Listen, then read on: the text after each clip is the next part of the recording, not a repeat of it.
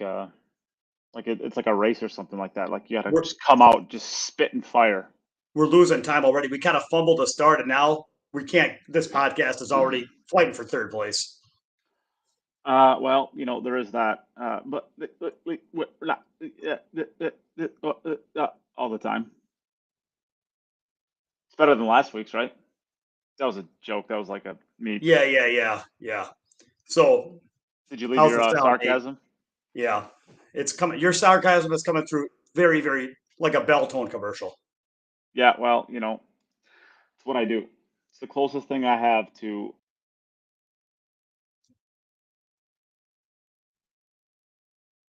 Okay, now I lost you though.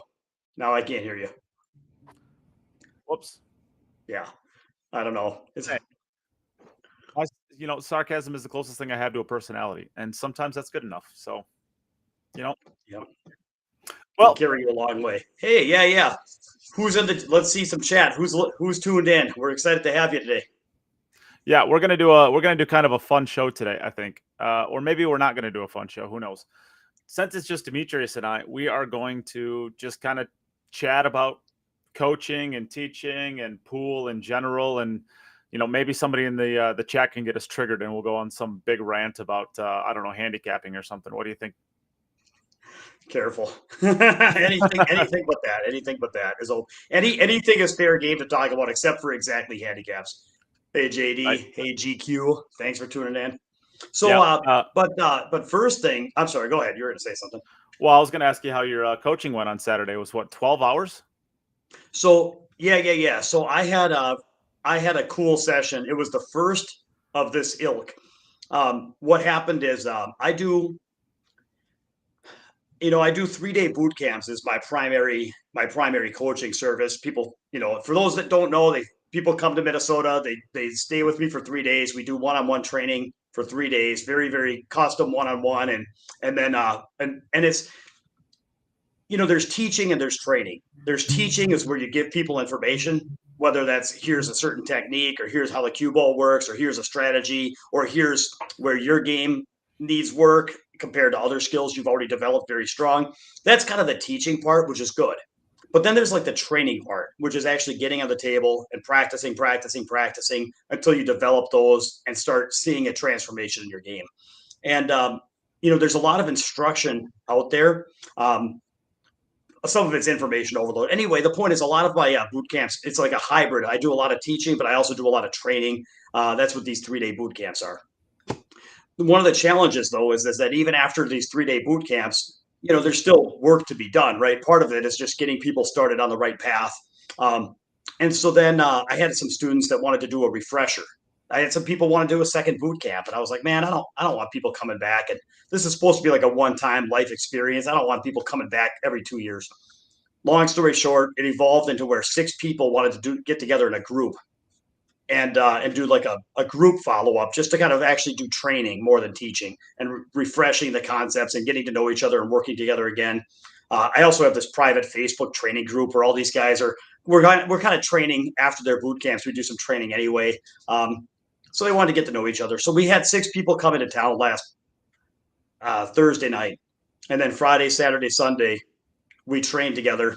All 6 of us. We got 3 tables at a commercial pool room, and it went really well. It turned out 6 was a good number. I could kind of demo what we're going to be training on. And then once we get started, I could kind of bounce from table to table, make sure these guys are doing it right, let those guys have space, then give demo the technique, or kind of smooth out one guy's technique at a certain shot, and then bounce, let him practice that a few times. And once he's got it, let him hit it for a while I go work with the others. I was super high energy.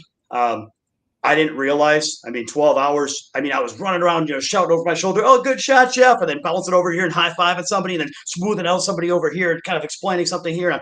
I was super high intensity for 12 hours for, 2.5 days. And then at the end of it, man. Okay. So yeah, we can address some of these comments too in a second. So we're gonna go through them. So, well, the BA Gen 2, that seems to be the most natural one to start with. So, I guess you described what you do, I guess, in the industry, I guess, for a living. What do you think? What What do I think? I'm sorry. Oh, whoops, not this one. Where do they find your information? Oh, sure. So thank you for asking. So right now, so you can go to my website, which is mnpoolbootcamp.com. It's MN for Minnesota. Can you put that in the chat? Can you like link it or something? It's MN like Minnesota, mnpoolbootcamp.com. Now, I'm actually updating my website this weekend for one reason. Thank you, Nate.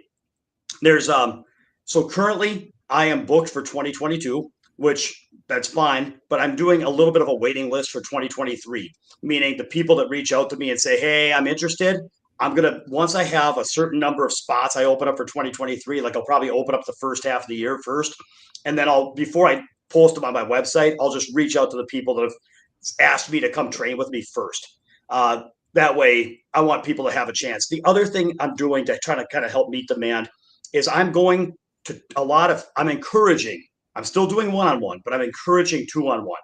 And the reason why is that I've done some different sizes now. And there is a lot of magic about the one-on-one, very, very personalized, very, very one-on-one, very, very intensive, plenty of table time, plenty of attention. But I can only help one person at a time. The downside of doing groups, I don't necessarily want to do huge groups for advanced play. You can't cover as much ground. It's not quite as much. But I found 2-on-1 is kind of a magic number because as long as the people are paired up of similar skills, like similar, not identical, but similar, it's a magical experience. I have 2 rooms in my house, so it's the extra room, so it's fine. And then when we train, they get to know each other, and then we work through stuff 2-on-1, which means that they get plenty of one-on-one customized instruction for them. However, they also, whatever they're working on, they get to get breaks once in a while and watch, and they can learn so much by watching their partner practice because they'll watch their partner. I'll tell them that it's not working for reason A or B, and they'll kind of hear it, but they don't get it. But then they'll watch their partner struggle and to see how it breaks down. And then they'll watch their partner start to get it and how it transforms. And they're like, oh, okay. And so somehow when we work in 2-on-1s, I've done probably 5 or 10 of them, and they're just outstanding. And then that allows me to charge less money, so I can meet more demand and make it more affordable for students. Sure. So 2023, I'm going to do $1,800 for a 3-day one-on-one, but $1,000 per student for a 2-on-1. So, and I can find you a partner. So if whatever skill level, I usually do this for intermediate as well as advanced. This is not the 3-day course is not a good course for beginners. But if you're intermediate or advanced, and if you have questions on what that means, talk to me, email me, whatever. But I can find you. I already have a good waiting list, so I've got a lot of people that are interested in a partner right now. So just let me know. We can talk. I can get to know you and your skill set. Find a partner that's open the same 3 days. Or once we start, getting the spots open up for 2023, I'll let you know what those spots available are. We'll find something that works, and then $1,000, and it's going to be. We'll get into coaching a little bit more, but if it's not, it'll be a life-changing. It'll change your pool trajectory. That's my problem. I'm not going to teach you a trick shot and give you tell you to change your bridge and wish you well. Like you'll walk out of here a different player. Sure. Okay. Well, we've got a lot of questions that have came in already, so why don't we attack those first? Today's we're going to talk a little bit about the Hex.com Open. I was there. It was a great event. I love what Jerry Johnson did and the staff over at CR Billiards. It was awesome. But it's a bar table event. I don't think it's a pro event, yes, but it's a bar table event. It's not like it's the US Open. So we'll talk about it a little bit later on, but for the most part, we're going to talk a lot about fan questions today.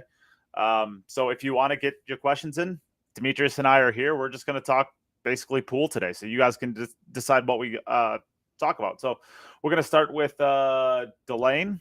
Hopefully that's right, Delane. Who is your top choices for the Moscone Cup? And of course, you hate the Moscone Cup, so let's start with you. Yeah, I'll explain why I don't follow it all that much. Is that this kind of overlaps with handicaps with anything else. Is that I like where I kind of like a meritocracy, I guess, if you will. Who are the 5 best players? Now you find a way to make it so that you can pick your top 5 players, whether it's prize money won in certain events, whether it's Fargo rate, or whether it's a combination. Like you publish, this is how this is our selection algorithm, and then you let people go do what they do, and then the people that get there. Once it gets into like coach's choice and picking and trying to like shape a team based on trying to fit a certain image, and then I just kind of lose interest, because then it kind of becomes political, and it starts becoming. This just for me, guys. Everybody gets an opinion. For me, pools also. I'm kind of into the one-on-one stuff. So I like it. I guess I dislike. I used to dislike the Moscone Cup. Now I'm okay with it. I will kind of watch some matches here and there and be like, that's kind of cool. I mean, I enjoy it, but as far as the selection of the teams and stuff, I just feel it. Once it's not a perfect meritocracy, you kind of lose me. So you don't have it. You don't care who's. No, not at all. Well, I won't dodge the question.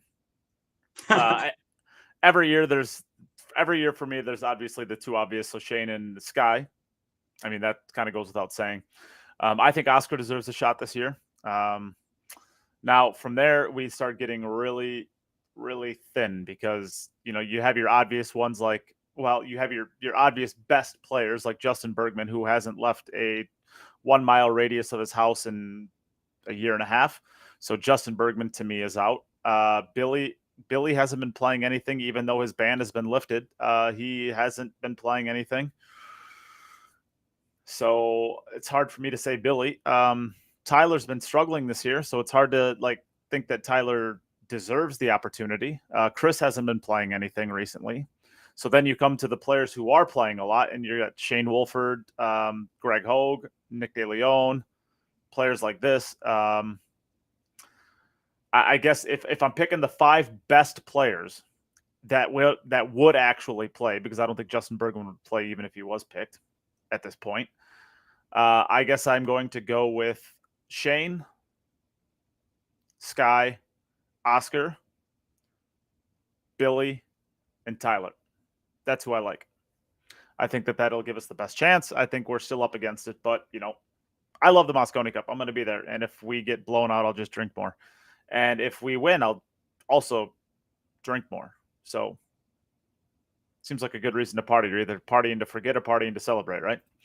Okay, that's first question. Next question up. This is a good one. I like this one. What do you guys think about Skye calling out Shane Van Boening? Did you see this, Demitrius? I saw a reference to it, but I didn't see the meat and potatoes. So essentially, in an interview, Shane said that bar table 8 ball is his favorite game. And somebody posted, I believe it was a Pools Not Dead page, what are you guys going to say about Shane picking bar table 8 ball as his favorite game and blah, blah, blah. And Shane actually posted on there, it's the game I grew up playing. I love it. You're able to be creative. You can, you got to play good patterns, and you got to play good breakouts, and you got to play the right shot. And I just love the game. I think it's the most creative of all the games. And to be honest with you, I guess I agree with that. Big table 8 ball. There's significantly less clusters. The patterns become just as important, I believe, as the bar tables, although slightly less important, but still pretty important. And I guess, I think bar table with the congestion and having to play tight windows and breakout shots. I love bar table 8 ball. It's not my favorite game. I like big table 10 ball personally the most, but I love bar table 8 ball. I just wanted to speak to the difference between the big table and the bar table playing 8 ball. In general, with every other game, bar table is way easier than big table. So when you're playing bar table 9 ball or bar table 10 ball, it's way easier than playing on a big table. I think when you get to 8 ball, it depends on the pocket size. So here's been my experience. Sure. I think the easiest version of 8 ball is big table 8 ball with soft pockets. Like if you're playing on a gold crown with reasonably playable cloth and 4 3/4 or 5-inch holes, which a lot of them have, and where you can just kind of throw the ball down the rail and they just funnel in, and you can, then the game is really a big table 8 ball is really easy on those conditions, much easier than on a bar table, where you have a lot more tight quarters and finicky little maneuvers and more clusters per rack. I mean, the difference between 0 to 1 clusters a rack versus 2 to 3 or 1 to 2 even is just titanic.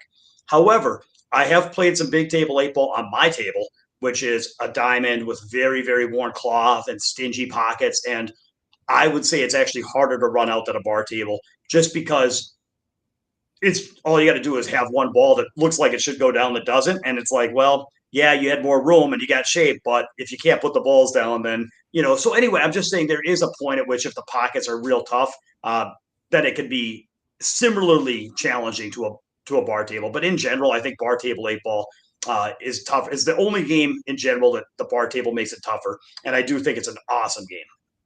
Well, so let me ask you this question. So your 9-foot diamond with 4¼ inch pockets or 4.5? 4.5. It's 4.5, but it plays tighter than it. When I played the 4.25 at Matchroom last year at the U.S. Open, it played way softer than my table. I mean, the cloth conditions and the ball conditions mean more than 1/4 inch. Yeah.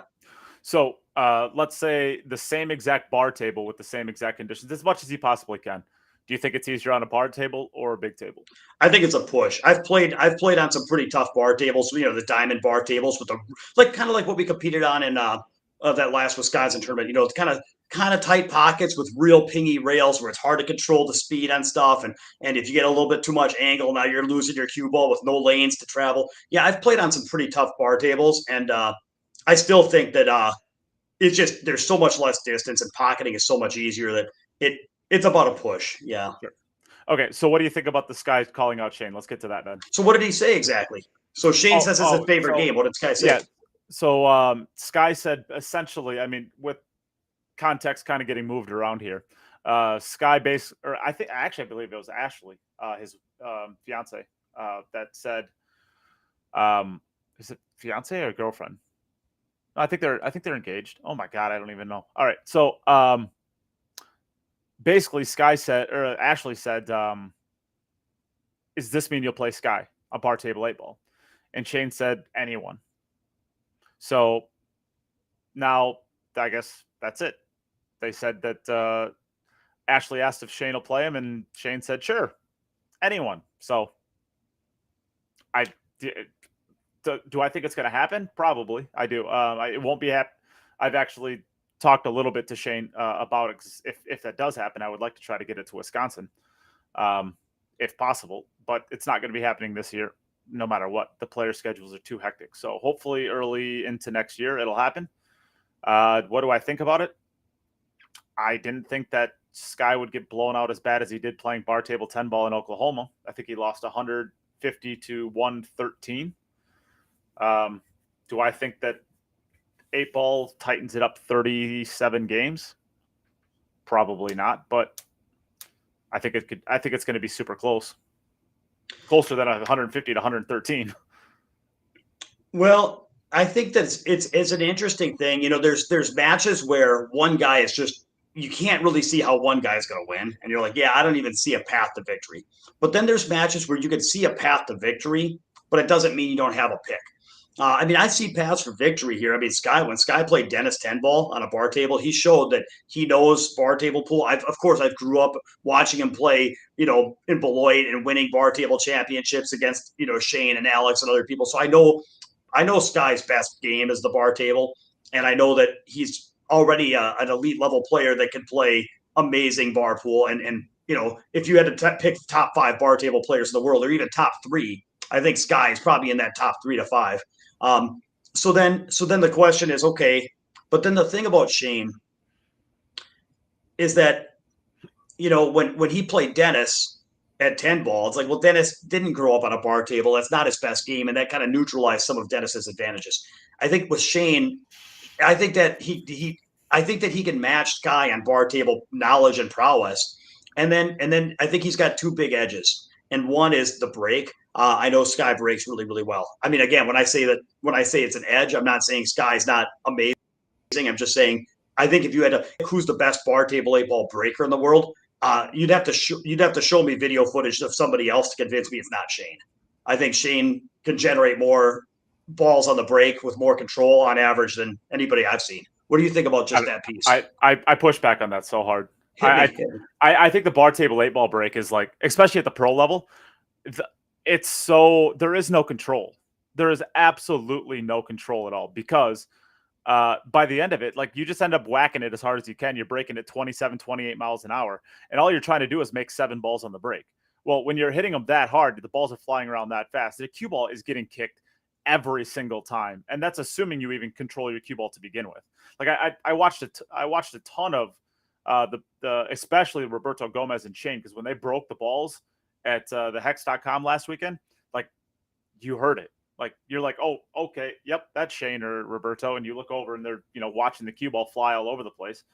And I watched Shane and Roberto scratch more times just whacking them and getting bad kicks than any other time. And there is, when you have 15 balls flying around the table, there is no squatting the rock in the center of the table. It just doesn't work, right? So it's who's going to fade the bad rolls and who's going to fade the bad kicks.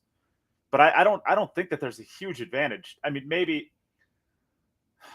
past that, as far as control, like I just don't see that control edge. I don't see that even exists. So if it comes down to like who can hit the rack more square, or pocket 3 balls on average instead of 2.4, and you think that that's going to be the difference, sure. But I don't think there is a control edge. I don't think there can be with 15 balls. So let's just break down here's where I'd say is, if you break down scratches on the break into 2 categories. Scratches where the cue ball is like coming to a stop and then gets smashed into a pocket by a rolling ball, versus where you just scream into the side pocket or something.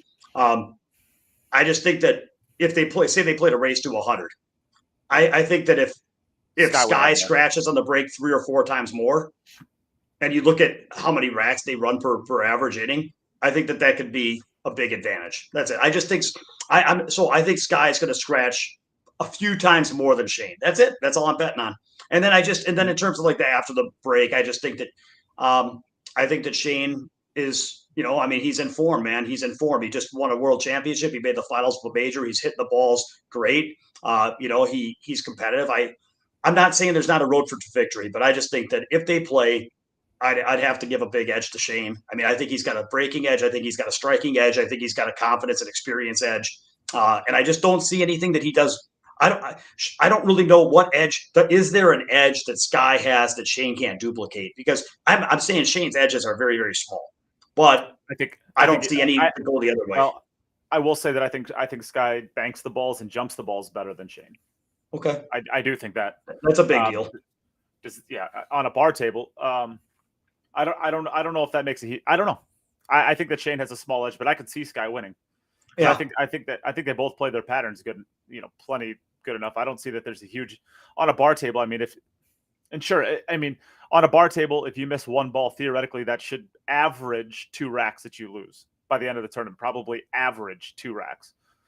There'll be a couple 5s. There'll be a 4. It depends on the table you play on too. I mean, if you play a bar table with 4 1/4 inch pockets, I mean, maybe it's a little bit less than 2, but even still, I would think that it'd be pretty high. But yeah, I could see Skye winning. I could see Shane winning. This isn't like Carlo Beato and Skye. Like I just never saw that match even having a possibility that Skye could win that. I mean, no disrespect to Skye, but I just never saw Skye being able to win that match.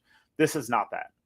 Well, and one thing I will say, if I had to give Skye, here's Skye's path to victory is I watched him play that 10-ball match with Dennis, and I watched how many times he was able to, I called it like white magic. Like Skye's got a ton of positive energy where you're doing stuff where you can't really control the kick, or you can't really control this type of, you're smashing into a ball playing shape. And he just has this thing where he can kind of magic his way through some awkward spots that you can't technically control and plan them out, but you can kind of float through them and bounce through them like the gingerbread man. And I think that when I watch Skye playing 8-ball, I think that, if Shane has a big powerhouse game, but that there's so many things where it's like breaking open a ball and hitting the right part and coming off the right part of the ball to hit a window. And how do you can't just get up there and like if Shane's in autopilot where he just wants to be up there hitting balls in the middle and letting his big gear come out, it's like, no, it's going to be a lot of white magic to get through all these, messed up racks. And I know Skye does that exceptionally well. So if Shane is not absolutely engaged in the here and now, ready to, if he's just thinking he's going to hit cruise control and let his big stroke carry him to victory, it's not going to happen like it would in 10-ball. He's going to have to be ready to grapple with Skye rack after rack, and a lot of exposed and hard to control situations. And I know Skye's going to do that well. So that's if Skye was going to beat him, that's where he'd beat him. But I just think that Shane is on top of this. If you'd asked me a year ago when Shane was a little bit off his game, just a hair off his game, I thought it was closer to a push. But today, I'll go Shane. Yeah, and if they played a race to 100, I think Shane gets it by 8 to 10 games. Sure. Okay. So Eric Zuberbeyer, hopefully I'm pronouncing that right. Best way to practice when my home table is a Brunswick with 5-inch pockets. Where I shoot league is a diamond with 4.5-inch pockets. Am I overthinking it? I don't. Do you have a strong opinion on this one that you want to start with? Best way to practice. Oh, he's asking for how should you practice to prepare for tighter pockets? Is that kind of what he's asking? I think so. Yeah. Yeah. I think that's. Yeah. Why don't you take this one first? Okay. Well, am I overthinking? I think you're absolutely overthinking it, in a sense. But just because you had 8-inch pockets on your table doesn't mean that you can't hold yourself accountable to accuracy within that pocket, right? So, generally speaking, pending what you have to do on a shot, whether you have to go 3 cushions, let's say you have to cheat a ball to the outside of the pocket and go travel your cue ball 3 cushions to get to the other side of the table, where if you end up hitting to the inside of the pocket, you don't have enough of the natural angle to get your cue ball moving fast enough to be able to get there, and you end up coming up short. Well, on 5-inch pockets, it's very, very, very easy to overlook that. It's like you hit the inside of the pocket, now you have a bank on your 5 ball, and you miss the bank, and you're like, oh, well, I guess I messed up because I missed the bank. Well, no, obviously you messed up because you ended up hitting to the inside of the pocket instead of the outside of the pocket, where the outside of the pocket would have gotten you that extra foot to 1.5 feet to get you away from your bank. So just because you have a 5-inch pocket table doesn't mean you can't hold yourself more accountable to the mistakes that happen along the way. So if you end up hitting to the inside of the pocket, well, there's your mistake. If you're one of the people that likes to set shots up again to try to hit them better the second time, do it and really focus on hitting the inside of the pocket as opposed to the outside of the pocket as opposed to the inside of the pocket, just so I stay consistent. Just because you have bigger pockets doesn't mean you can't hold yourself more accountable. And of course, they do have the pocket tighteners. I think you have a set of those, Demitrius. But I think that just because you have bigger pockets doesn't mean that you can't hold yourself accountable to accuracy. You just have to, pay a little bit. You have to go one more degree of. You have to pay attention to one more degree of detail. Yeah, I think that it's interesting. In general, okay. I think that the best long-term solution would be to get the pockets next time you get the tablecloth redone. I would get them shimmed. I think that if you're going to, because here's my experience is that when you play on bigger pockets and then you go compete on tighter pockets, here's how it's going to feel. It's going to feel like you're playing really bad and stuff that you normally count on being able to do isn't working. And then it's going to feel like you're playing bad and you're going to start having issues with confidence. And then when you see tough shots, you're going to be like, well, you're going to not trust your own gut. Like normally I can make this, but right now, and then as you look at the pockets on a back cut down the rail, it's going to look so tight that all you can see is the ball rattling. And it's going to be, and then it's going to be more fatiguing where every shot takes extra effort. Every shot, it's going to be like when you're running in sand and every footstep is like you're stinging. It's like either you can't visualize it go in or you don't know what the right shots or you don't even know if you can play shape for the shot the way you normally would because that shot, you don't know if you can make it. It's really going to be difficult. If that's it, it's going to be difficult to go to a tighter pocket table and play well, to be dialed into the percentages, have the right stamina, the right focus, and the right confidence. And so my advice is if you can't shim the table, then you need to warm up on that tight pocketed table. So what I do is I understand that it's good the first hour or two on a tight pocketed table. If I haven't played on a real tight pocketed table for a while, I have to budget a couple hours of hitting some balls to kind of get used to, okay, I'm rattling balls. This is really tough. Oh my gosh, this is tiring. This is fatiguing. I don't have any confidence. And then once I kind of get used to that, and then I can kind of start smoothing out, hitting some balls. So I would say you're not going to warm up for 2 hours for a league match, but if you're going to play a tournament or if you're going to spar with a friend or, like a gambling session or something, if it's important to you, then I think the key is going to be to warm up on the table you're going to compete on. So short term, you got to warm up on it. If you really want to expect yourself to turn in a good performance, you're going to have to warm up on a tight pocketed table. If long term, it would be even better to shim your table so you're actually getting the warm up you need. Because to answer your question, I actually don't think you can duplicate it. I don't think you can just say, well, just shoot combos or just shoot. I don't think that's the case, because at some point you're always going to be wanting to run balls and run tables. And as long as the pockets are soft and accepting a lot of, near misses, it's just not going to, it's always going to feel tougher when you get into the ring, and you want it to be, the same. You don't want it to necessarily be tougher. I don't want you to get it tougher on your home table. That's got its own problems, but you always want it to resemble competition. So that's my opinion. Yep. Okay. Let's move on. Let's see here. We do, I guess, Zach McCraw, we do our show at the same time every week. I guess, as far as the other show and us going at the same time. We do it every Tuesday at noon, pretty much. So let's see here. What is another question?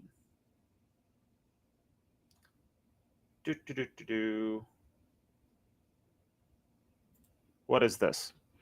The top five players or the top 5 solo players have to play well with others. Maybe 5 out of the top 10 that can play well together. I would say that this was your idea to the Moscone Cup. I definitely think that there is a team dynamic to it that needs to be adhered to. So I think that's absolutely an important thing. Do y'all think that Earl Strickland should be on the team? Anything you add here? No. No. I do. I was very firmly in the past. I guess if you've been listening to the show for a long time, you've known that I was not a fan of Earl Strickland being picked last year.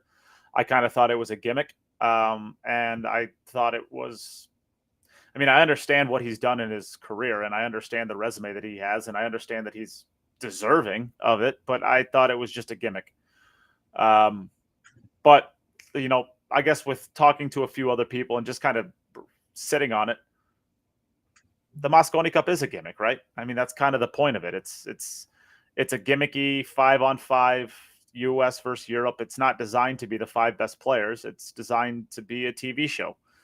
And when you have a TV show, you pick stars, right? You're never going to, if it's a $1 billion movie, you're not going to cast Demitrius and I. You're going to cast Tom Cruise and George Clooney. You bring big names to big events. And at the end of the day, who's a bigger name than Earl Strickland in the world? Maybe outside of Shane, maybe Josh, maybe.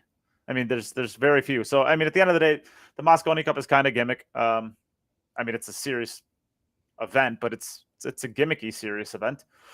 And you bring your big stars to big shows. So do I think he should be on the team? As far as the Moscone Cup with that, sure. Why not? Do I think he should be on there as far as picking the 5 best players? Maybe by default, I guess, because all the rest of the players I would consider better than him right now don't play or are unwilling to travel. So, maybe by default, I'd say, maybe he should be on the team. I don't know. Okay. Who is that on the right? This is Demitrius Jelatis.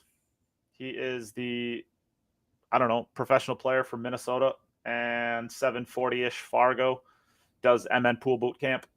Been on the show for 3 years now, almost, maybe a little longer. 2.5. Yeah, it's going good. Thank you. Thanks for having me. Yeah, well, your invoice is in the mail. Let's see here. Did I skip over anything? So no. little Chris. Oh, I'm sorry. You're making sure. Yeah. So why do you think most of the EU players don't play high stakes matches against each other, or why don't the women players get involved too? So I'll take this on first because I think it's very easy. The EU players don't hate each other like the US players hate each other.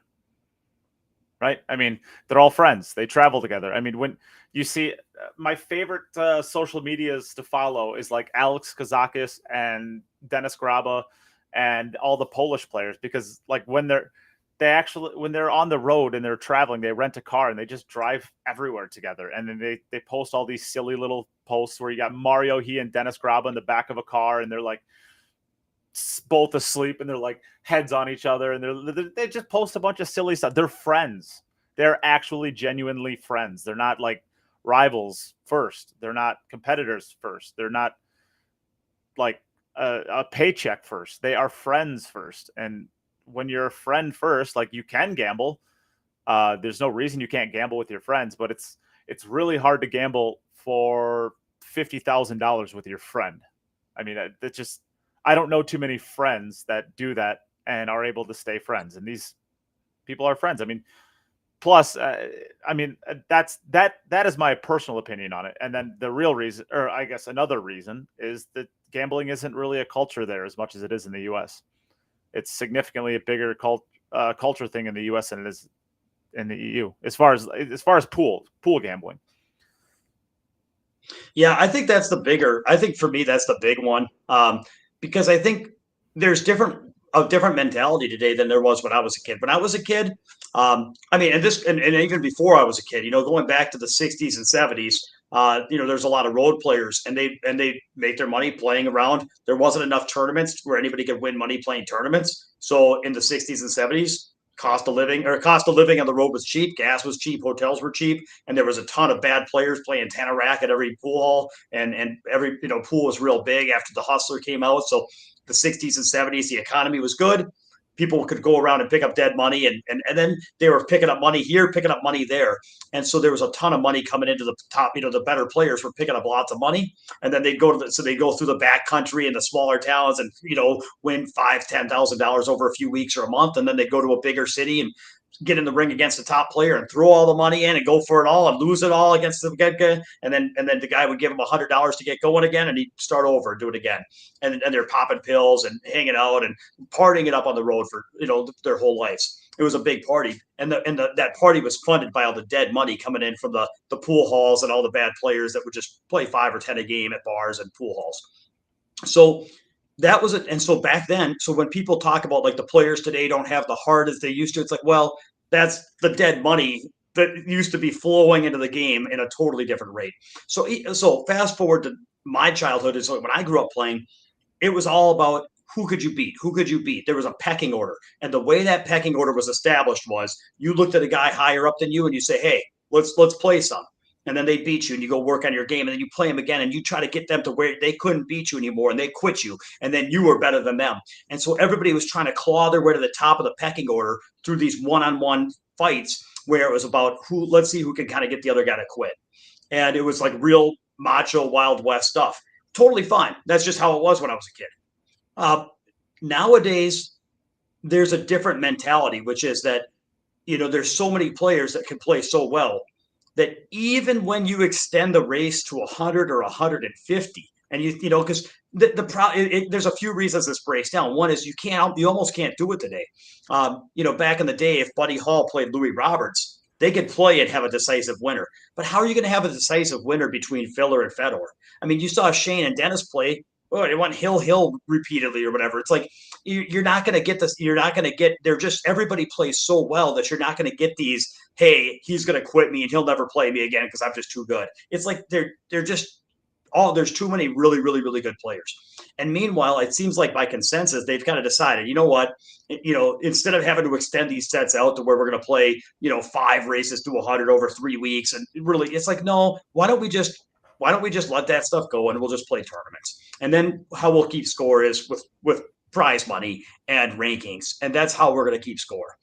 And I think that the Europeans never had that gambling culture. They didn't have road players in the 60s and 70s that never established. They always just said, no, we're just going to play tournaments. And that's how we keep score. And it used to be the money players in the U.S. would be, tournaments, anybody can win a tin cup, but let's see who could gamble for the cash. But now it's like, no. Tournaments matter. There's enough good tournaments. They pay enough money. That's how we're going to keep score.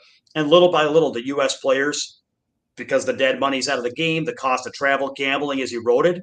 Tournaments are the new scorekeeper. And it's taken me a while to kind of adjust it. Over the last 10 years, I've really come to understand, who can beat who in a gambling match is no longer the measuring stick. Now it's gone to where the measuring stick is prize money won. And then if some people want to match up and spar and play some sets, they can. But, Dennis beating Shane in that 9-ball set doesn't take away Shane's world championship. You know what I mean? Whereas if Shane didn't win a world championship, and then beat Dennis a cent for money, it wouldn't mean the same thing for him. So things have shifted. Okay. Why don't you think women players get involved too? There aren't that many touring women professionals that aren't European, right? Because we just kind of explained why we think that the Europeans don't gamble. And then how many touring professional women are there in the U.S.? So 0? I've 1? got there are some things I've avoided for a few years now talking about because they're very very tricky. They're very tricky, and so I'm gonna be careful because it might be a hot topic. But the problem has to do with right now the U.S. women players aren't competitive with the European or the Chinese women players, and the U.S. women players, there's a gap between the U.S. women players as well and the men U.S. players. So it's like the question is like, why is that? And listen, that I'm not touching. That there's so much. I would just say it's probably explainable by numbers. How many people try and stuff. But the problem I've seen, because I've seen a lot of junior players. I've seen a lot of junior players enter the system and kind of come up through the JIC tournaments or through the league systems and the VNEA nationals and the junior girls championships. And my daughter was a VNEA national champion. I forgot. I mean, so it's like I know a little bit about that scene. And the problem, it's like this no-win situation. If you don't have a separated division for girls, there are so many boys that are competing and trying to get good that if you just throw the girls in with the boys, then they're outnumbered and sometimes out head started. And there's just the level of play starts off, it just seems like there's a gap and other girls would get crushed and want to quit and then they wouldn't even play. And so then it's like, well, that's no good. They can't even be competitive. And we don't want the girls to get shut out of the game to where then they're like, yeah, this is no fun. I'm not as good as these guys. And why play? So we want to give them an opportunity to where they can compete and have a chance to climb to the top and be competitive and win sometimes. But then if you take and create their own division to where it's just girls playing among girls, if the level isn't as high, then they're not being pushed to the same level. So you can sit there and encourage them to play, but then that impacts the people you surround them with impact their trajectory. So I guess what I'm saying is that I've seen, if the boys are playing against, in 18 and under divisions where the top players are playing near 700 speed, and that's the standard that's set for them, they're going to be driven and pushed to a level that if girls are just playing where, 620 is the top level in the national 18 and under, they're not going to be pushed to the same level. They're not going to be forced to develop the same skills. And anyway, so it's the reason I say it's kind of a hard thing either way is if you don't have their own division, that's not good. But if they have their own division, it's going to be hard for them to be on a trajectory to match the Europeans. And what I guess I wish would be, and I think that the way that this gets solved, I've thought a lot about this, is we need some of these, young women players that, they don't set the bar at winning their division. They don't set the bar at becoming, to being the best in their class, but rather that they look at who are the best players in the world.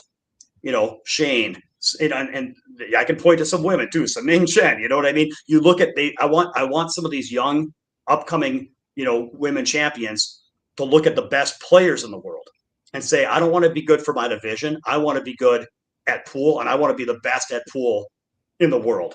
And then I can win. I can play in my division, and I'm grateful that I have a division I can be competitive in, and I can win in to gain sponsorship and to gain financial support. So I have an opportunity. That's great, but I'm not measuring myself off anything but the highest standard of the game, and that's where I'm going to get. And I think that when all it takes is a few women to come along and do that, and then they push the level up for everybody else. So yeah, I see a comment about Savannah Easton. I haven't seen her play, but that's exactly what I'm talking about. So I don't know Savannah. I don't know who's coaching her. I don't know anything else. All I'm saying is if she's trying to get, if she's looking at the best players in the world and saying, I want to learn to do that, I think that's what it takes to really represent. And I think when you look at the women, when you look at Margaret Fefilova, when you look at Pia Filler, I don't think they're looking at the WPBA and setting their goals at being top 10 in the WPBA. I think they're playing open events and setting their goal to become an elite pool player. That's what I think. So I think the difference between the U.S. and the European players is what are they gunning for? If you set, yeah, does that make sense? Yeah, I mean, I don't think it's wrong. I definitely think that there's some validity to it. I think honestly that the women just don't have the resource, not the resources. What's the word I'm looking for? The women in the U.S. do not have the same opportunities that men have, unless they play open events, right? So yes, they could go and they could play the U.S. Open, or they could play the International Open or the Derby City, and you run into the same. But what you're talking about for juniors, it's not just the juniors, right? It's all the way up the pecking line. Like the WPBA, sure, it's coming back now and it's great and it's having some big events, but that is only like the last year. You go basically from 2007 on, which is, let's say, ladies from age 20 right now to age 35. How many top ladies are there in the U.S. in that range? That's 15 years. There's almost none. I mean, there's that are still playing. I mean, April Larson, and she's 20. She's like at the absolute tail of that. She's 22, I believe, right now, 21 or 22. There are no women in that range that are playing at a high level, and there was just no opportunities for women's from 2007 to maybe a year ago, unless they want to play in the open division. And that's exactly my point, is unless they want to play in the open division, which means if a junior woman player wants, or a young girl or wants to develop a career, if they are developing a career based on the WPBA, then if they get to where they're top 10 in the WPBA, that's not going to support a career. But suppose, let me ask you this: suppose look at Kelly Fisher. She's very competitive in open events, and then she does exceptionally well on the WPBA to where she is making a profession out of this game. And so I guess what I'm saying is, and I'll tell you, I keep seeing Savannah. So I'll just use her as an example. If she sets her sights like the Europe, and all I'm doing is saying, like, you want to know why the European, talk about the European women, or why is there a gap? It's like, if she does, what do you see the Europeans doing? You see Margaret Fefilova competing in all these open events. You see Pia Filler competing alongside of Josh. Yeah, but I don't. They're both sparring with, Pia's sparring with Josh and Margaret's sparring with Tyler, and they're playing in open events, and they're trying to get to the highest level of pool.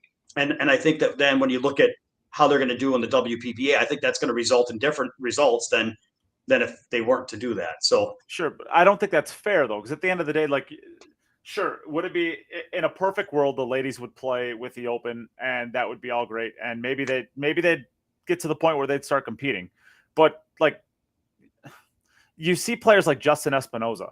He's a perfect example. He was playing some really, really, really strong pool about, I don't know, maybe like 6 or 8 months ago. He was winning, he was winning events. He was making really deep runs.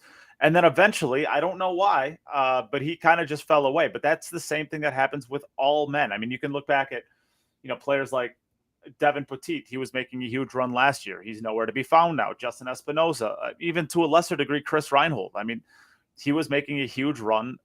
Danny Olson. I mean, these players, you gotta get some big scores if you're going to end up doing this run. I mean, and if the women are playing the open events,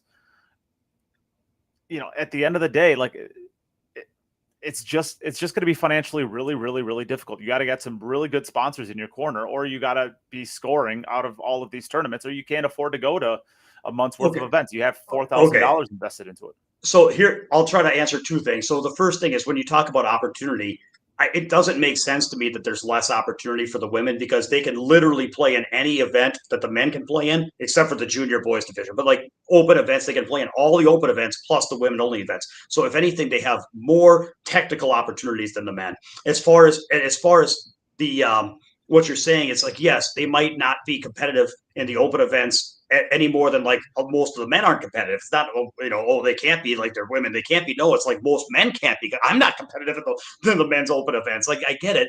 But if, unlike me, they can then go to the WPBA and get make finals runs and make money. Hang on. I'm sorry. Okay, go ahead. I have another thing I wanted to say. Well, you're missing my point. My point was, like, after 2007, the WPBA didn't hardly exist for 15 years. Only now is it starting to exist. So you took away basically the best way for the women to make money for 15 years and maybe get a little bit of a bankroll to be able to go to these events and try to, test their abilities and, push their game. And you basically took that away for 15 years. So, it's a big deal when the Texas Open has a women's division last year that added $5,000. I mean, that's a big deal event in the women. And I see, Judy Landis, maybe I'm sorry, I don't know exactly who you are, but maybe you play like really strong women's pool and maybe you want to chime in on this. Like, I don't know. I can't think of more than 5 events throughout the course of the year that has $5,000 added. That's not a WPBA event. Okay. So let me speak to that then.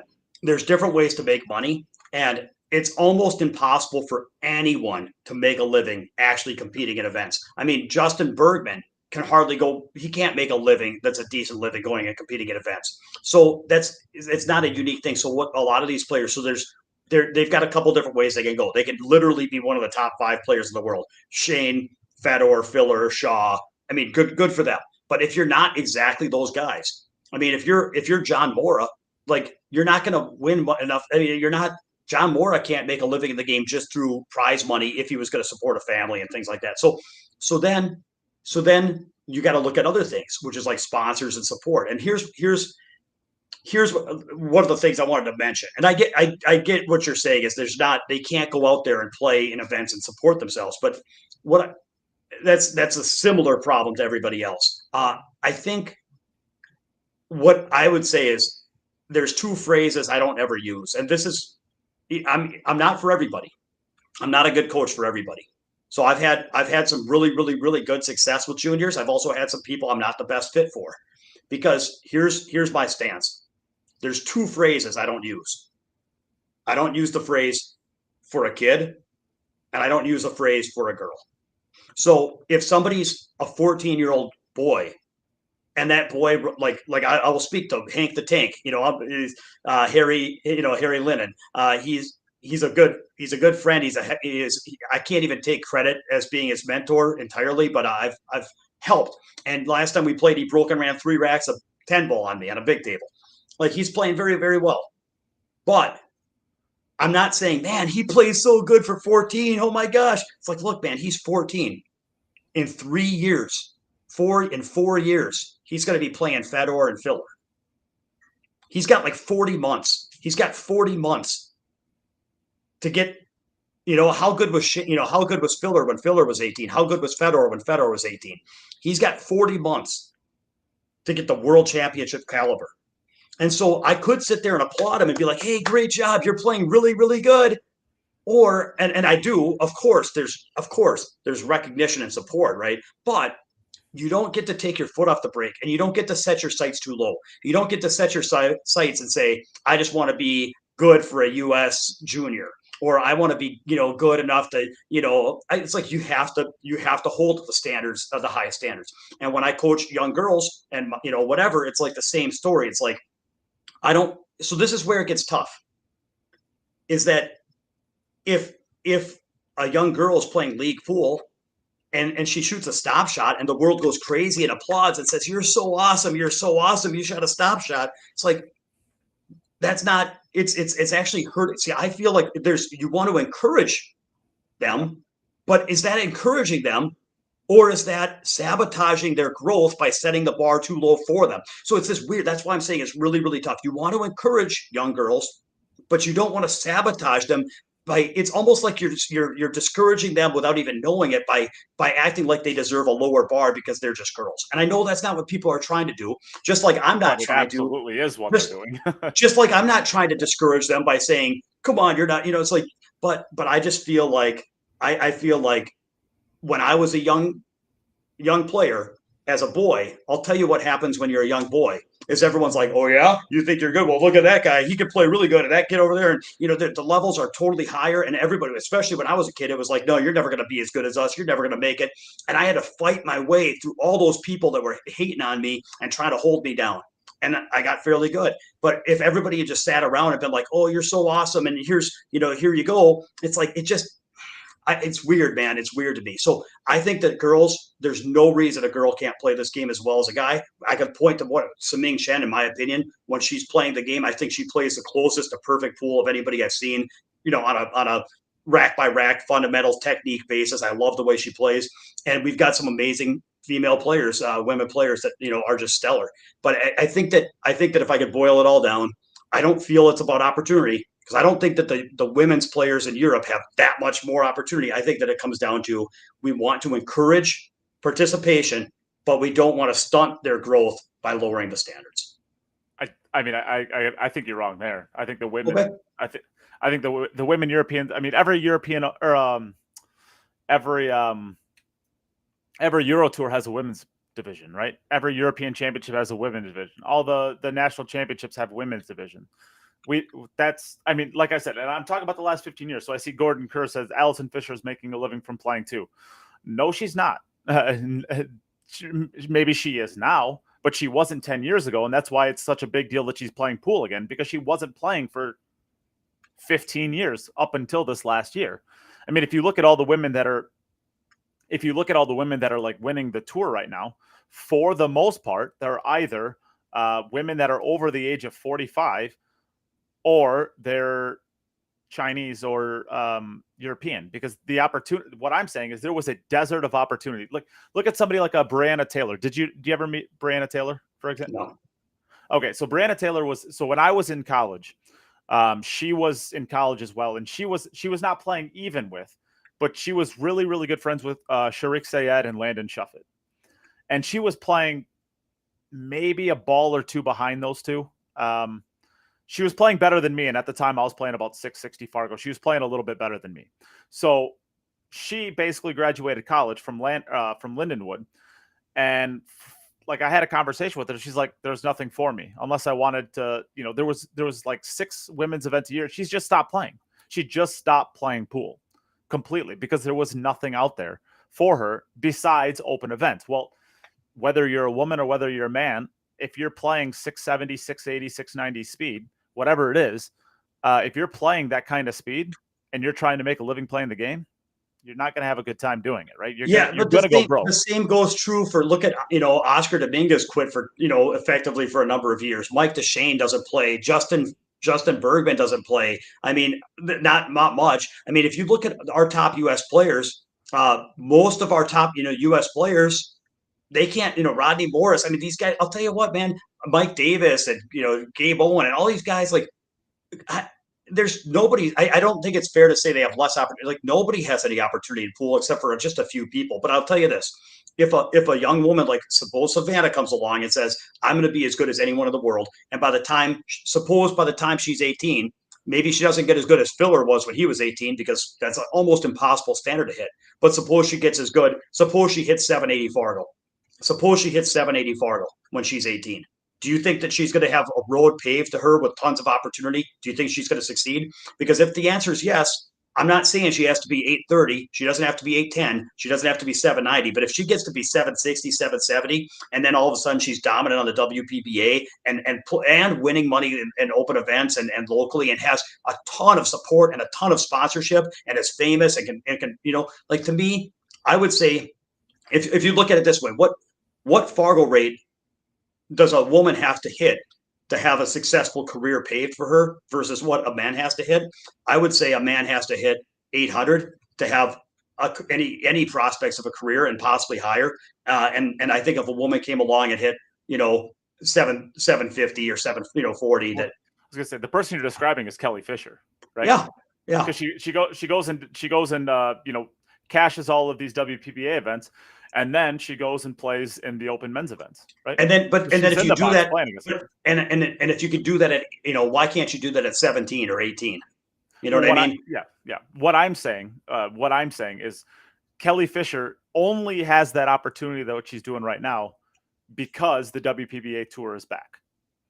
I don't know that Kelly Fisher can afford to go to the World Championship and then the US Open and then, the UK Open and the European Open, all these different events, if she doesn't have the tournaments, the WPBA events to give her a little bit of a bankroll to be able to do that. I don't know that she's not cashing deep enough in these to be able to afford them. She's losing money every time she goes to them. So without the WPBA events basically helping to give her that bankroll to go, she can't do it. And the So last I 15 think we years, both those want have the, been we both consistent. want the same thing. We both want the women to do exceptionally well. You're saying they need more opportunity. The world has to give them more opportunity. I'm saying they need to set their goals higher, work harder, and bust through and take the opportunity that's there. We both want what's best. I feel that too much has been. I think that in an effort to give more and more opportunity, it sometimes backfires because I think what it really needs. I'm just of the opinion that people have to go get it, and that in the end, I think that if there was a 17-year-old junior woman player that was playing, my speed or better playing pool, I think that the world, the sponsors and the Facebook followers and everything, I think that the world would pave a road to that person's career, to that person's door. That's it. I think it would. And so I'm just wondering, how we have European women that play at that level. I mean, Christina Koch plays at that level. There's plenty of, whatever. What do you What's mean that? What do you mean? What do you mean by that level? I'm talking about I use myself as like a benchmark. So anyway, there's a gap between the European women and the U.S. women. We both want the same thing. We both want the U.S. women to be playing, at world standards, and not just at first with the women. First, we want to see them catch the European women. Then we want to see them catch the men. I mean, that's what we all want. And I just think that trying to make the road easier and easier, and lowering bars and making it easier doesn't lead to what we need. What we need is people that go out, set their sights at the highest of the world, and plow through anything it takes to get there. And then if as the women do that, they will create their opportunities. Yeah, I just think that the only reason the gap exists between the European and the American women is because there's just it's just a desert. And historically, since 2007, the WPBA tour crashed, or went off ESPN, which in turn made it crash. There just was nothing. I mean, like if Brianna Taylor was still playing the game, Taylor Hansen's another perfect example. She turned 18, I don't know, maybe like 3 years ago, something like that. She's around the same age as April Larson. And even April Larson took a couple of years off kind of. But like the idea is that if the WPBA was as strong now as it was throughout 2007 to 2022, I think that the women would be competing with those European women, but there's just been nothing to keep them engaged and keep them wanting to progress besides, the internal motivation of going to these open events and, and I just don't think, I don't think that, yeah, I profoundly disagree. I don't see how the women are. Yeah, that's it. I couldn't disagree more. I think that each person develops their skills. They're responsible for developing their skills. I don't think there's less opportunities for the women. I think that it's, and I think that sometimes that more opportunity backfires in some cases, and that when people have to fight for opportunity, sometimes that drives them to higher levels. We're not talking about everybody. We're not talking about the general population. We're talking about a few champions per generation. And I'm looking for a couple people to come along, set their sights at the best of the world and go get it. And if they do, I mean, you're talking about, April and Taylor, and I'm saying, yeah, these people are not 750 Fargos. So you're saying, hey, we've got some top U.S. women playing and there's not opportunity. I'm saying, yeah, but we don't have, and it's a chicken and the egg. You're saying we need the opportunity to get to the 750 level. And I'm saying, no, we need people to set their sights at a higher level and drive until they get there and do the things they need to do to get there. And it's a hard one. And it's probably some combination. You got to jumpstart it somehow, and you got to do something to encourage women getting into pool, and you got to do something to pave the way. And I think we do. I think we have good sponsors. We have good junior programs. We have a lot of things that we're trying to do to help that. We have the WPBA. So I do think that it's good to help pave some road. But I also think it takes a couple people that are going to come along and just demand from themselves that they raise the bar and that they, okay. Yeah. You're talking about the special type of, you're talking about the Shane Van Bonings and the Earl Stricklands that come along and they just say, opportunities be damned. I'm going to be the greatest who ever played. Right. I'm more referring to like the middle type of player, the Corey Dools, but no middling, the middling men don't do well either. So that's all. I just don't know that there's room in pool for middling players to do well. That's all. Well, maybe not currently. So, okay, that was a fun conversation. How did Demitrius's beginner boot camp go? We talked about that in the beginning, Ryan. You'll have to go back to the beginning. Should the Moscone Cup expand the number of players. You don't care about this. I say no, because we can't keep it competitive now. And historically, if you go back over the 26 years that have been played, very, very few of them have been actually competitive, whether it's the U.S. blowing out Europe or the Europe blowing out USA. You add more players in there, I think you just add even more to that blowout. I think if you did a 3-on-3 between the U.S. and Europe, I think it's significantly closer than if you do a 5-on-5, and it's not close at all if you do a 25-on-25. I mean, the U.S. So what about this idea though? So bad. I got one to run by you. What if for the Moscone Cup, this would help make it a really good match too between the U.S. and Europe? What if you had 5 buckets? You had an 820 plus bucket for Fargo rate. You had an 800 plus bucket, a 780, a 7 or maybe 800 or maybe 820 plus, 790 plus, 760 plus, 720 plus, and then a junior. And so each team had to pick a player that was an elite player, a near elite player, a medium strength player, and then like a junior player. And you had a 5-person team, and then they all played each other. So you're going to have matches where, guys like Shane Wolford play Josh Filler, and then you're going to have matches where guys like Shane play their, upcoming junior player. It would be kind of fun. It would be kind of fun to see, like, and maybe a junior woman player or a junior, or a woman player, so you have a junior, a woman, and then men from 3 different buckets or whatever. You kind of have like, and then you could pick based on who you think is going to rep from each category. Then you have those 2 teams smash into each other. I don't know, just an idea. What you're describing to me is like professionalized sandbagging.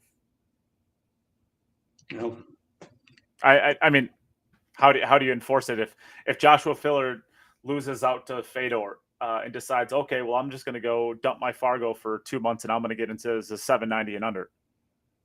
Yeah, I highly doubt that. Okay. It was an idea. Well, I'm not even going to defend my idea. I'm not even going to get into that. I thought it was a fun idea. Okay. What are your thoughts on Oscar getting stiffed by Johnny Archer in a gambling session? Is there any other opinion that it's wrong? Can you hold a different opinion on this?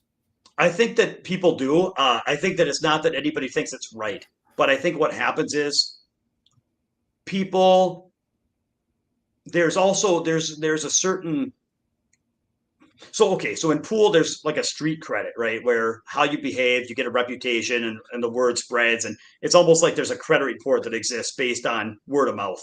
Every player has a Yelp review.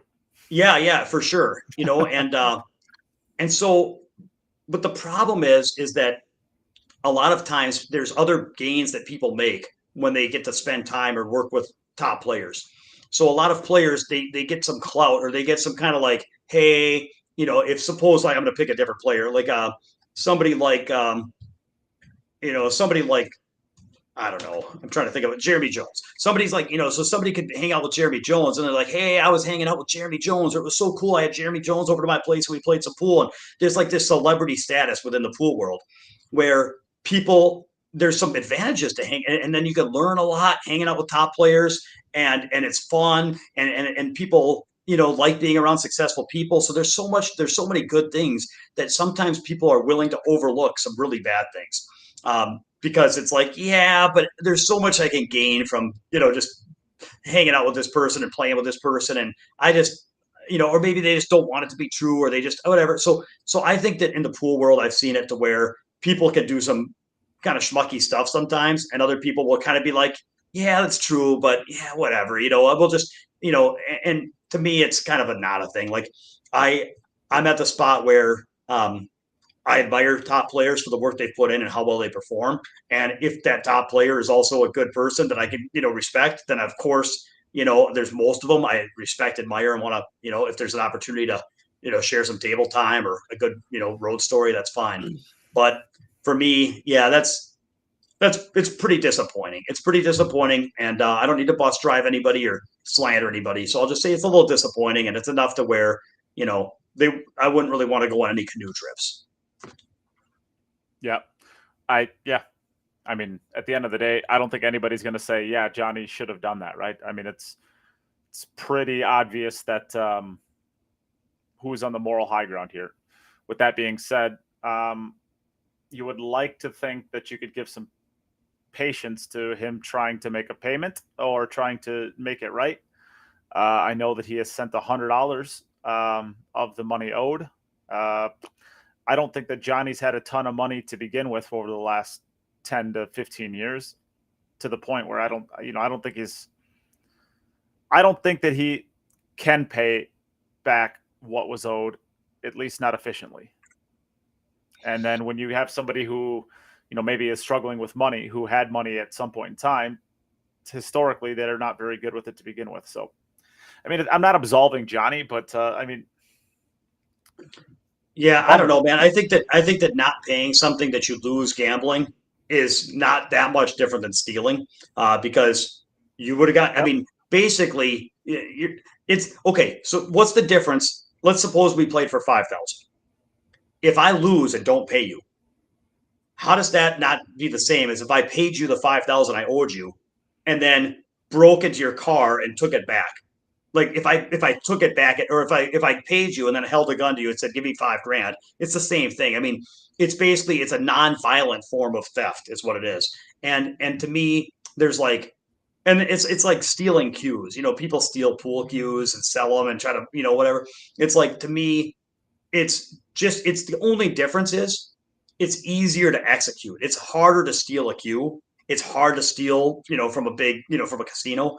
Whereas it's a lot easier to not pay somebody when you lose. And because they never actually held the money in their hand, people can like act like it's, it wasn't violent. I didn't hold a gun to his head, and he didn't I didn't take money that he had in his pocket out of his pocket. So therefore he doesn't have less money now than he did at the start of the day. And so you can kind of like say it's not like a violent crime. And then at the same time, you can kind of rationalize and be like, oh, I will pay him, and, good intentions, and I'll try to pay him, and I'll make it right. Me, I'm good for it. And I'm sorry, I didn't, it's like, so people can rationalize and people can spin and say, well, but in the end, man, it's like, no, you just took the guy's money, and I just don't. Yeah, it's now. What are you going to do about it? And of course, like, I'm not saying we should have like, no, that's not in the pool world. Here's how this works. In the pool world, you just make it public, and then you just everybody kind of knows that's the way it is, and that's too bad. So some people are going to overlook that because they just, oh, he's Johnny Archer or whatever, and other people will look at it and say, yeah, not my favorite. So that's all. Okay. Should we bring back the Atlantic Cup, the junior version of the Moscone Cup? You want to get me like heated and get me on tilt right away? Start talking to me about stuff like this, because the fact that this existed ever, where the organization who puts it on tells a bunch of 13 to 16-year-old kids, hey, congratulations, you made it. Now go raise $4,000 if you're going alone, and $6,000 or $7,000 if you want a parent or a guardian to go with you, and go over to Russia for a month, or whatever it is, a week and a half, 2 weeks, whatever it is. Like the idea that this would even exist, where the organization is not helping the junior in some sort of way. The idea that you're asking a 14-year-old kid to come up with $3,000 to do a once in a lifetime thing, it puts me on tilt. It just absolutely drives me nuts. You're the BCA, and you have connections to how many industries, or how many big names in the industry, and you're leveraging none of that to help the kids. It drives me nuts. The BEF program with the Atlantic Cup, it has always driven me completely bonkers nuts. But I don't know. I don't want to get on that, because I'll let him just going on tilt and saying dumb stuff. It's really tough, man. I've seen it with the junior programs too. They have the JIC. It's like, it's a great opportunity for young, for kids to get a chance to play a bunch of events, and it's helped, man. It's helped. We've got a bunch of young kids that are active and are playing well, but that's not without a huge price tag. I mean, it's already hard for me to go travel to tournaments, and when I travel, I can travel by myself. Whereas when a 13-year-old or a 12-year-old or a 9-year-old travels to a tournament, they've got to have one or both of their parents travel with them. So then all of a sudden you're basically doubling your, they can share a hotel room, but you're doubling your airfare, and you're doubling your food. Yeah, whatever. So it's like, you look at how much it costs. And then if you wanted to say, suppose they have 9 events over the course of a season, boy, that's tough, man. Each of those trips might be $2,500 or two to 3,000. So you're talking about a $20,000 budget for a parent to take their child to 9 events, not to mention the time away from work and the time away of everything else. You're also talking about 9 weekends and $20,000. That's a lot of money for a kid that's like a junior kid that wants to, play some competitive pool. And so, and then what's sad is when I see players that want it, that are practicing, the junior players that are really hungry and practicing hard and really want it, but that their parents don't have the same means as other people, then does it become a contest of, who can throw the most money at their junior kid and whatever. So I'm not saying that's the way it is. And I'm not saying it's the JIC's bad. I love it, love it, love it. But to your point, Nate, I think that what it takes is a little support for the players that are competitive. And so for everybody listening, I would encourage you to follow your junior players.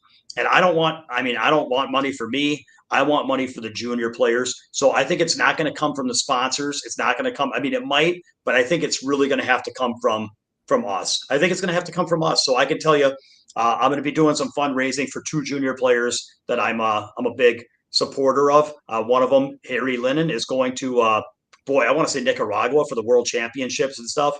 And another one is Eddie Vondro, who just I'm sorry, man. They win so many junior events, and I forget which one was VNEA and which one was the Vegas and which one was the JIC, but they're both winning. Oh, I'm sorry, Puerto Rico. Thank you, Ryan. So it's like I would love to hustle up some money to help Harry get to Puerto Rico, because yeah, to your point, man, I'm with you, 100% agree. I just don't get it. The BCA is apparently the governing body of pool. As the governing body of pool, like, they have no problem raising money to, it's different now, right? Because they're no longer they're no longer associated at all with the BCAPL. But they were at one point in time, and they never had problems raising money for national events there. They never had problems, for state events, whatever it is. I just the idea that you would run a junior event and then tell a 13-year-old kid who wants nothing more than to be a professional, the greatest in the world, the best in the world, and to represent their country, who gets to represent their country at age 13 years, 13 years old. And you're basically saying, hey, 13-year-old kid, we want you to represent us. We're choosing you to go, represent the USA in wherever, Russia. I think that was the last one that was at. I think it was the last time that was at was in Europe. We want you to go over there and represent the USA. Go on. Okay. How do I get there? Well, I don't know. Where do I stay? I don't know. Who's my coach? I don't know. You going to do anything to help us out? I don't know. We got you the invite. What more do you want? Like, the idea of that just drives me nuts. It just drives me freaking crazy that, like, you have so many connections in the industry. A lot of these people are on the board of, like, the people who are on the board are like owners of major companies.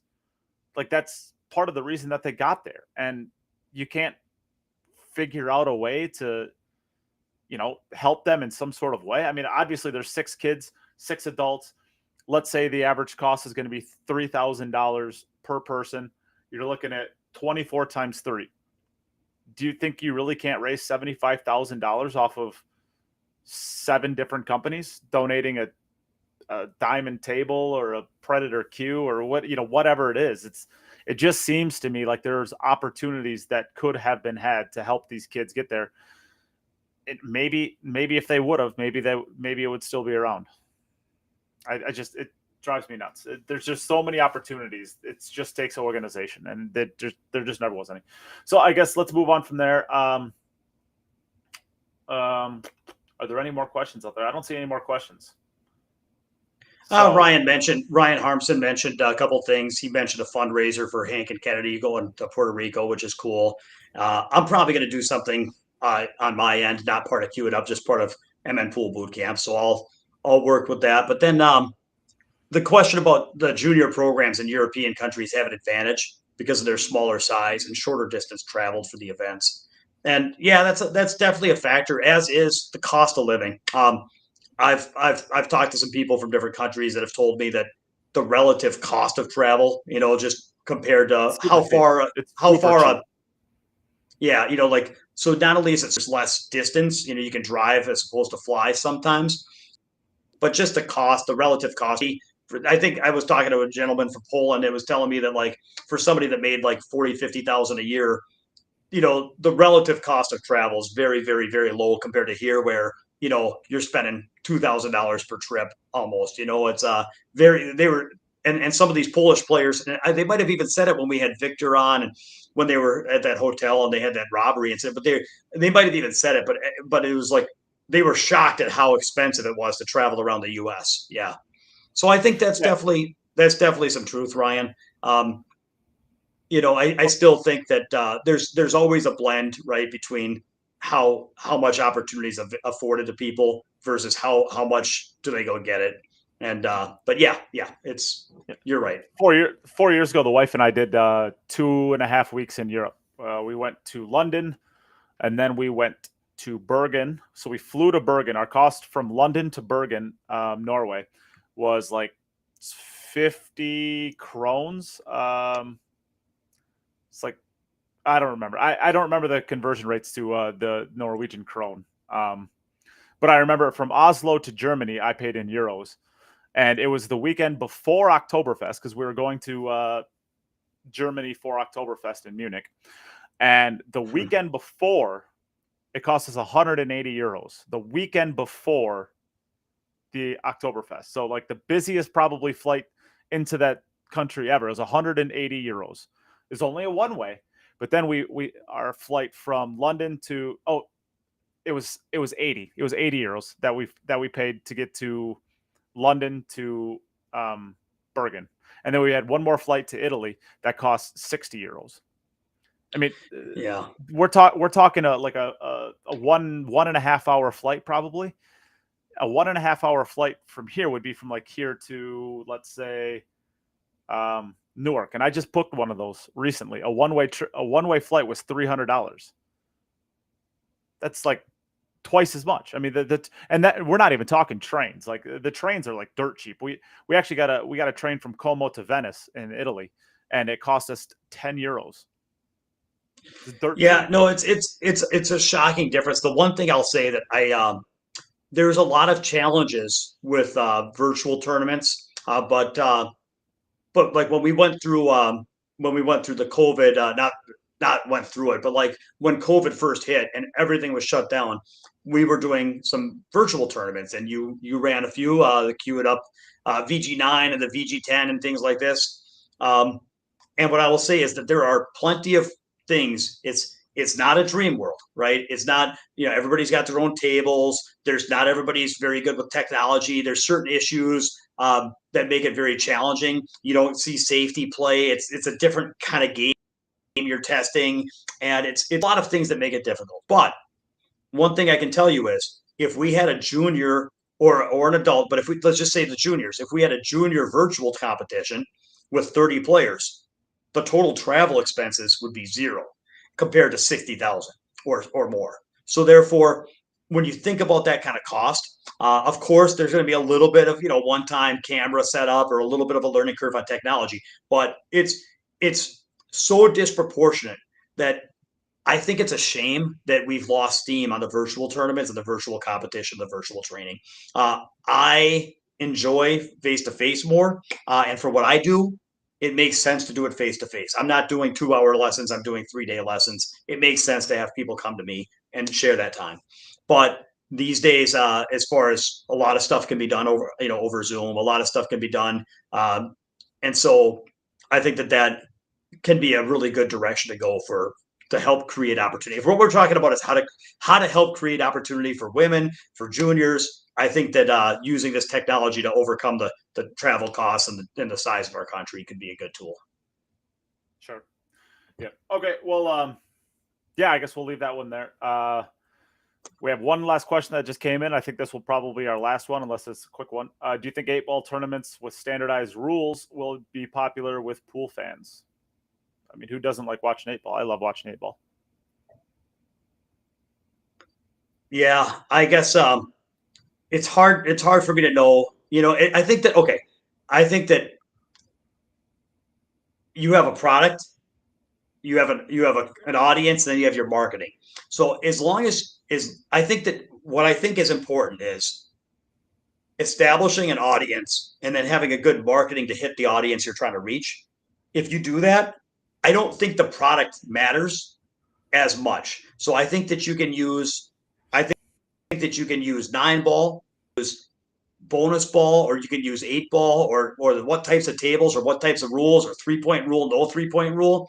I think that none of that is as important as knowing who's your audience and how are you going to reach that audience and engage that audience and give them a good experience. And I think that too many people okay, the too many people in business, there are a lot of businesses fail. And I worked business to business sales for a lot of years, and I learned a lot about what makes businesses fail.